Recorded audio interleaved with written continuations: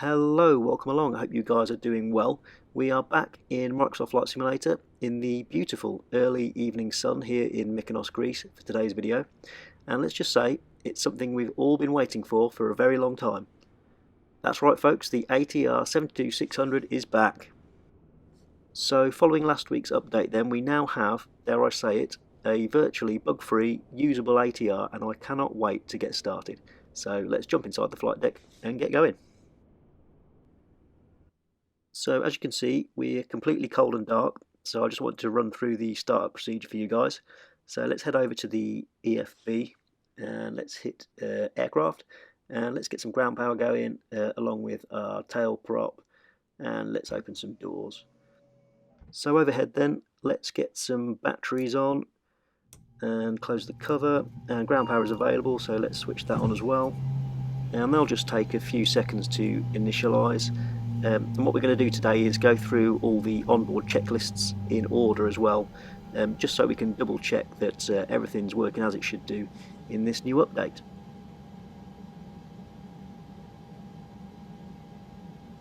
And there we go, that's everything initialized and looking good. Let's change our nav display to something a bit more usable. There we go. And over to the EFB, let's load in a flight plan. I've got my account linked to SimBrief. For today we're going to be going from here in Mykonos over to Santorini, just for a short island hop. And down to the FMC then, let's get things initialized down here. So go init and pos init, and then we want to click on our GPS position and then sensors init, and go back. And weights, let's go back up to the EFB. They're all empty at the moment, so if we go to the EFB and we hit set fuel and also set payload, and across the payloads tab, and we can hit start loading, and there we go, we've got our zero fuel weight of 18 tons and fuel weight 1.6, so let's start loading that in.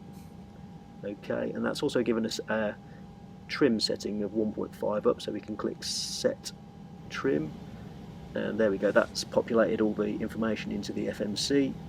There's our trim settings, and we can also see that there. Excellent. Okay, to perfin it then, we're going to be flying at an altitude of 11,000 feet, so we'll add that in there. 110,000 would be tricky. Okay, that all looks fine. And the flight plan then, hit route, and as I said, we're going to be going from Mykonos, which is LGMK, and we're going over to Santorini for the purposes of today's video.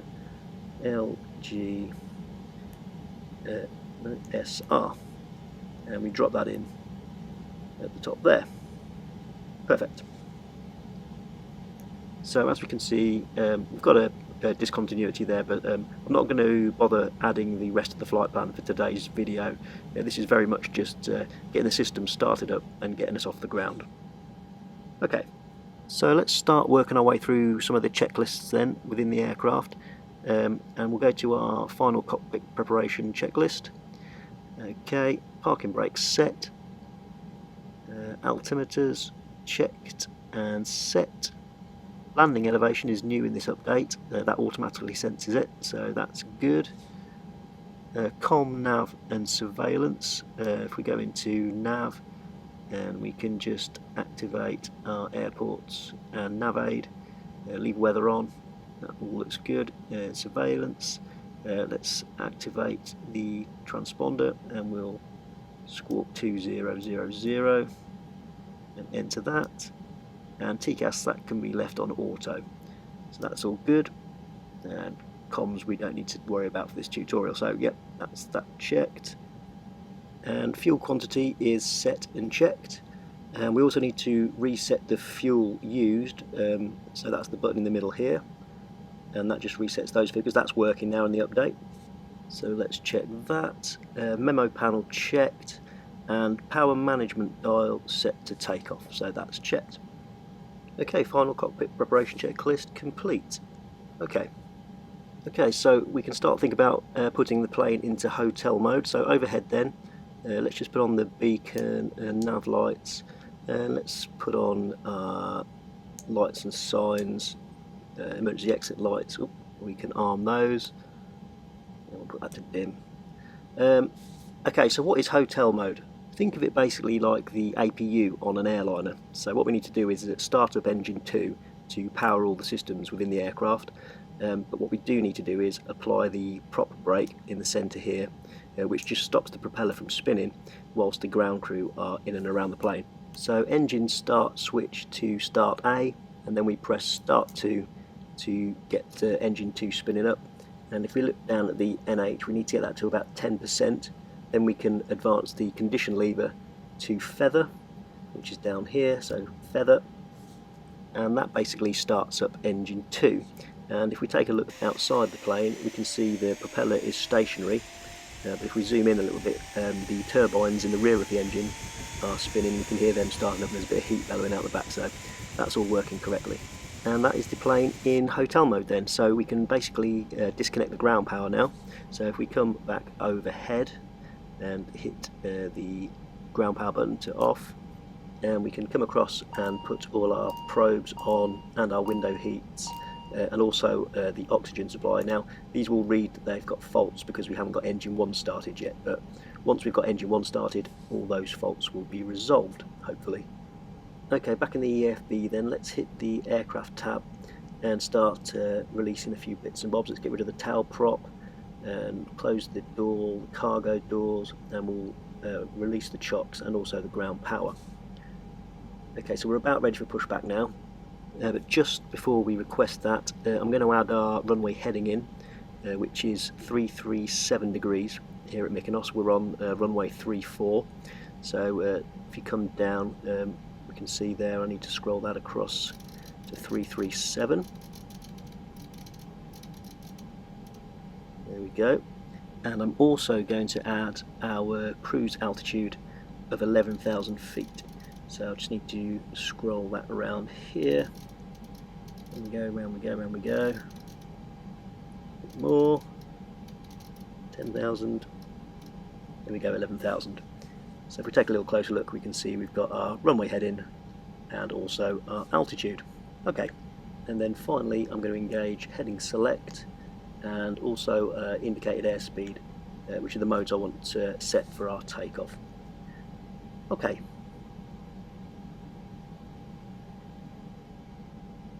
Let's request pushback from our ground crew hiding under the air stairs there. So here he comes. Let's release the parking brake just to make his job a little bit easier. Not going to go very far with that on.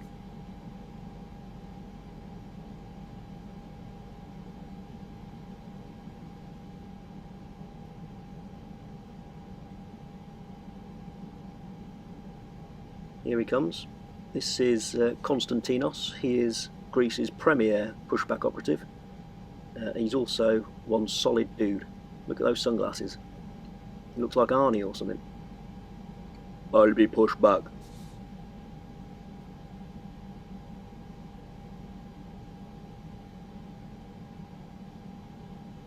Here we go then.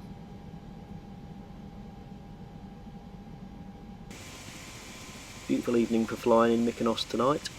A little bit of a crosswind, but nothing too major. So yeah, all looking good on that front. Should get some good scenery on the way out. And let's just reset the drone camera, just so we can keep a bit of a closer eye on Konstantinos. Don't want him pushing us onto the runway. Okay.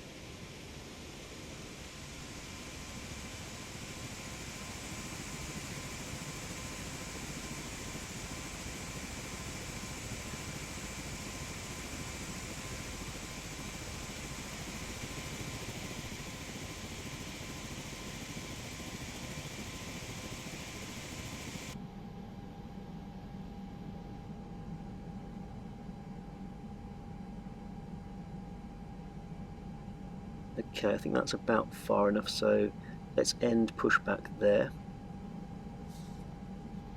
And we just need to wait for him to be clear before we release the prop brake. Okay, let's set the parking brake again. There is there is a bit of sequence we have to follow to release the prop brake as well. If we take a quick look above, next to the prop brake, it needs to say ready in a green light, and we haven't got that because basically we haven't got enough hydraulic pressure. If you have a look above, it says low PR. So what we need to do is press the auxiliary hydraulics pump here, and there we go. Now we've got a green ready light, so we can unlatch the prop brake and switch it off. And there, as soon as we get that red indicator, that means it's worked. If you don't get that, it won't work. And there we go, we can see engine 2 starting to spool up, so we can hop back inside and switch that condition lever to auto, and that will give us full start on engine 2. If we take a look outside, there we go, that's all looking good. And we actually should have done the before propeller rotation checklist, so let's go down and look at that. Cockpit doors locked and on. FMC and takeoff data confirmed, that just adds our V-speeds in. Trims set and checked, tail prop on board, doors shut, seatbelt signs are on, and the beacon is on. And that is the before propeller rotation checklist complete. Moving on to the before taxi checklist then, FWS recall checked, cockpit door hatch closed, condition levers 1 and 2 to auto, so we can turn our attention to starting engine 1 now. So we run the fuel pump and hit the start button, and again we're waiting for that NH to get to about 10%, and we can switch engine 1's condition lever to feather. And if we just hop outside again, yeah, we can see now engine 1's just starting to spin up, so that all looks good. So what we need to do now, once that gets to about 50% on the NH, we can advance the condition lever to auto, so that's good to go now. And there we go, we have a good start on engines 1 and 2. Okay, this is a major improvement then in this new update. All our amber hydraulics warnings have gone out. We do have one fault light in the overhead panel, but that will go once engine 1 is fully operational. So that's all looking good. Back to the checklist. Condition levers 1 and 2 to auto, anti-icing is required. TRU needs to be switched on and latched. We can also switch the engine start mode off. We can see all our warning lights have gone out now, so that's all looking good. Anti-skid test is just here. If we press this little round button, so we can check that. That's all good. Flaps need to be set to 15 for takeoff, so that's checked. And we can check that, so that's the before taxi checklist complete. Right, let's get ready for taxi then. So takeoff and taxi lights on.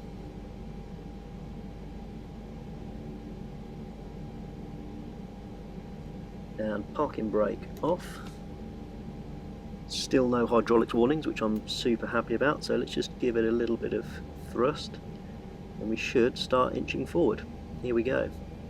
We'll just have to do a bit of a wide turn just to make sure we get round and back to the runway so we can backtrack to runway 34. So around we go.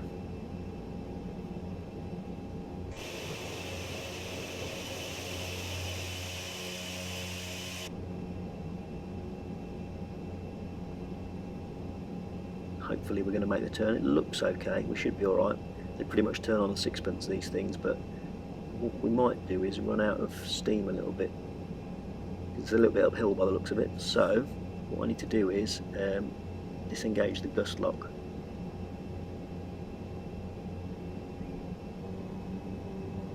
And I'm actually using my new throttle quadrant for the first time today, so I'm just getting used to that a little bit.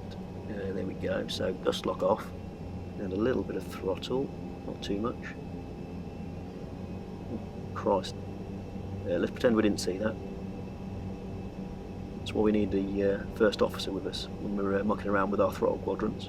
Crikey, this is rapid. This is a lot faster on taxi than it used to be. Let's just take a bit of thrust off there. That's better.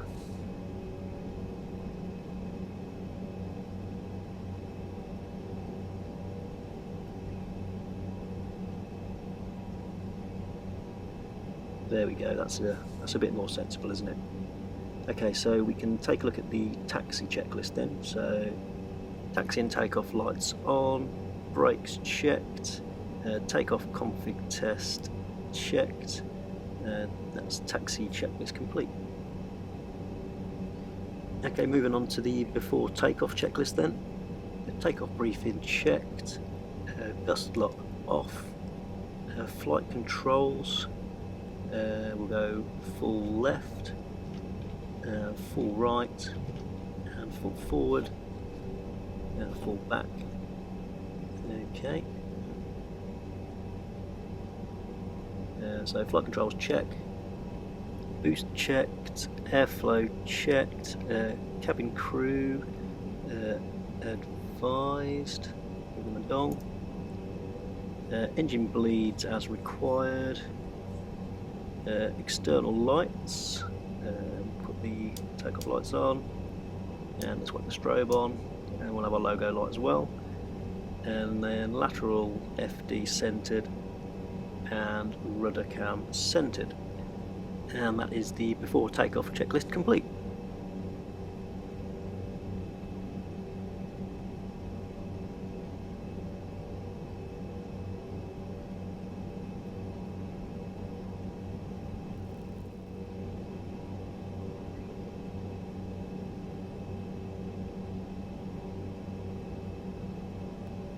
Beautiful evening in Mykonos tonight. The sun's just about to set. Okay, how well have we judged this one? Let's see if we can line up bang on the centre line. It's not looking too bad. Yeah, we'll take that one. Okay. Right, so we've got heading select mode engaged, speed mode engaged. Everything's looking good engine wise, lots of green lights, that's always good. Okay, let's see if I can work out this throttle quadrant then. We've got to go notch notch, which is these two white marks here. Ooh, there we go. No, parking brake. Okay, forward nose wheel pressure on the yoke then. And let's try and hug the centre line. Okay, we are away. And we're going to rotate at around about 117 knots. And you've got to be really careful in the ATR not to tail strike. It's very easily done, so you've just got to try and let it make its own way off the runway. Just very gently climb away. Easy as that. That's the positive rate. Gear up.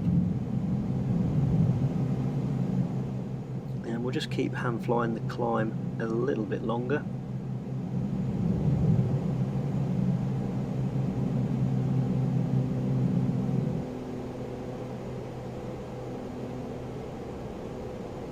Okay, let's go yaw damper on. And no, yaw damper on, thank you. And that's the autopilot engaged. So we're now in heading select, and I think we can have a little look outside. Look at this thing climb away, it's like an absolute rocket. That is absolutely beautiful. I'm really liking the Bravo Airspace ATR Sky Express livery as well, as we just make our climb away, going over all the cruise ships in the port. And we'll shortly just head back inside to complete our final after takeoff checklist. Let's just get one more money shot as we come round. Oh yeah.